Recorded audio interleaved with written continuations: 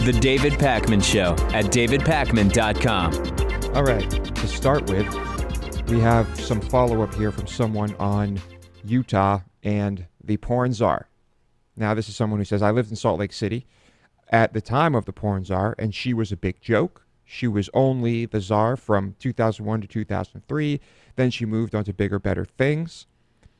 And then there's some praising of Salt Lake City here, which I do hear is a beautiful city. Absolutely. There's no doubt about that. Salt Lake City is an amazing city. It does have a Mormon influence, but it has a Democratic influence too, and it is very green, postmodern city with wide streets, downtown that allow for light rail and nice wide bike paths, and I've seen pictures, I've seen footage. It does look very nice. It does. I haven't been. Okay. Time to talk about not China, but Chinese people. Dave alerted me to this last night. He said the video went completely viral. I had not heard or seen anything about it. And there is this, I guess what you could call a frenzy at a buffet in Thailand of Chinese tourists that I suppose maybe have never had an all-you-can-eat buffet before. Maybe that's what's happening. But if you watch the video, it is an actual frenzy. And they are just shoveling mounds and mounds of food onto their plates. They're Shrimp using, specifically. Huh? Shrimp specifically. Shrimp, yeah, shrimp and other things. Now they're using one plate to shovel the shrimp onto another plate. Right. Stacking it several inches high. Stacking it. And then they go back to their tables. And of course, tons of food left over that they just leave because they cannot eat all of this shrimp. And the video has gone viral, drawing tons of criticism, nasty comments of all sorts. And where do we start with this? I think is the idea that here are people that, because of their economic situation, for the first time are able to go out and travel and see the world, and they just aren't sure how to act appropriately in these types of settings. If you look at the comments to a lot of these articles about this, you see people saying things to that sort of in that direction. Mm-hmm. But a lot of them in pretty offensive ways, just saying, these are mainlanders in China, and they have no clue how to behave themselves, and they're horrible people, and they're just horribly annoying, and when they go to Hong Kong, everybody hates them, and blah, blah, blah. And it's sort of bordering, it's like there's really a gray, I've been reading a lot about this because I'm fascinated by it. There's a lot of gray area between sort of fact-based socioeconomic critiques that are based in fact, right? And just basically slurring Chinese mainlanders and the sort of new rich. And it's just very complex because you want to be able to talk about this in a way that is not offensive. And I reached out to people I know who have spent a lot of time in China, are from China, Hong Kong, etc. And they were mostly all saying the same thing, which is, when mainlanders go to Hong Kong, it's really annoying. They're pushing and shoving and just take at buffets, they go crazy. Any line, anytime there's anything available, a sample, whatever, it's crazy, blah, blah, blah, blah, blah. And it sounded to me sort of like very, very aggressive profiling, like really not nice type of stuff. But then they back it up with some kind of very specific rational thing. They go, no, listen, I'm not saying they're bad people or anything like that. It's just like, here's what has been going on in mainland China over the last 15, 20 years, which has led to this population of people. I've heard stories, and these people have told me, a lot of people emailed me about the story. When mainlanders come to Hong Kong, they will sometimes relieve themselves. We're talking all numbers here. We're not just restricting ourselves to good old number one, on public transit or just in the street, whatever, and that there's just like a disregard for modern social mores. And I don't know enough about it to know if any of this stuff it's true. It sounds like there's horrible stereotyping going on, but everybody's been telling me the same stories, and I've never been to China. Mm-hmm. Yeah. Well, I guess I think we can say with certitude that it's not because they were raised by wolves. It's because they just have no concept of how to act in these situations. But at the same time, why can't you just sit back and observe how other people are acting at this buffet, in this situation, in any situation? You can see everyone else acting differently from you. And so is there some sense of entitlement and I'm paying for this, I do whatever I want, or I deserve this, or that type of mentality? I'm not sure that's it. Because Let me interject one thing on that, which is a few people have been commenting that what may be going on here is that there are tours set up that take advantage of individuals in China who sort of they've just come into the amount of money that allows you to take a trip, but it is not necessarily the most sophisticated trip, to pick a term. And that they're basically being set up in a way to show up somewhere and behave in this way by the tour operators who don't really provide any information. They may even provide information that is like, oh, show up here and take everything you want. We don't know the specifics, but I received some commentary and a lot of people writing me really long emails about this saying you have to look at the tour operators that are bringing these groups of people to other countries, particularly when you think of Thailand. Thai culture could not be more different than really every other country in the region, but also in stark contrast to China, Thai culture is so polite, and raising your voice at all is seen as really wrong, and you should not raise your voice in Thailand, and it's just totally different social sort of mores, that nobody at the buffet is going to go up to anybody and say, what on earth are you doing? Like, why do you have 3 plates of shrimp that you're carrying around right now, which you're not even going to eat? And that also may contribute to the whole context, which is the tour operators may know the way Thai culture is, nobody's going to say anything. Yeah.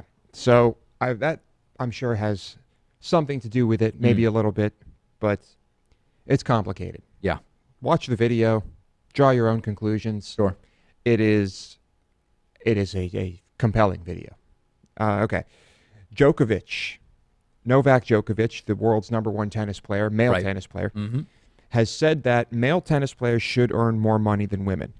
Let me guess, because the tennis players. We're talking only tennis here. Is it because men's tennis has higher ratings than women's tennis? Is that his argument? Higher viewership. That's what he says. He says that because more people watch it, the men should make more. Now, from the point of view of the tennis as an organization, as a business, whatever that organization is, we can use the UFC as an example of this, okay? And this is kind of changing with the UFC, but for a long time, the male fights had higher viewership, brought in more money, they had the big names. So from their point of view, from the point of view of the tennis organizations, is there validity to this? Well, I guess it depends on how you want to sort of characterize it. If you say, well, the players should be paid based on what makes more money in ratings, you're essentially saying that their payment should be tied to television ratings, right? But that's not really the case. You have a TV contract that is in place, and then separate from that, you typically have prize money in tennis. So it's an interesting argument because on the one hand, I don't know for sure. I'm taking his word for it and the word of the article that men's tennis has higher ratings than women's tennis. Let's assume it does.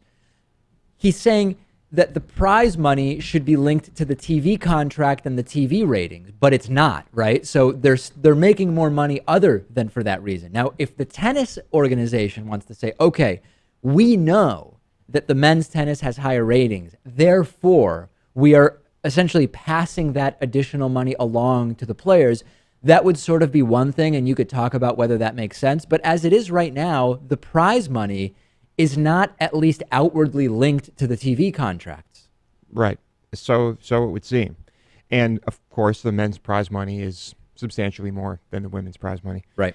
Indian Wells tournament CEO Raymond Moore said that the women's WTA tour, quote, ride the coattails of the men.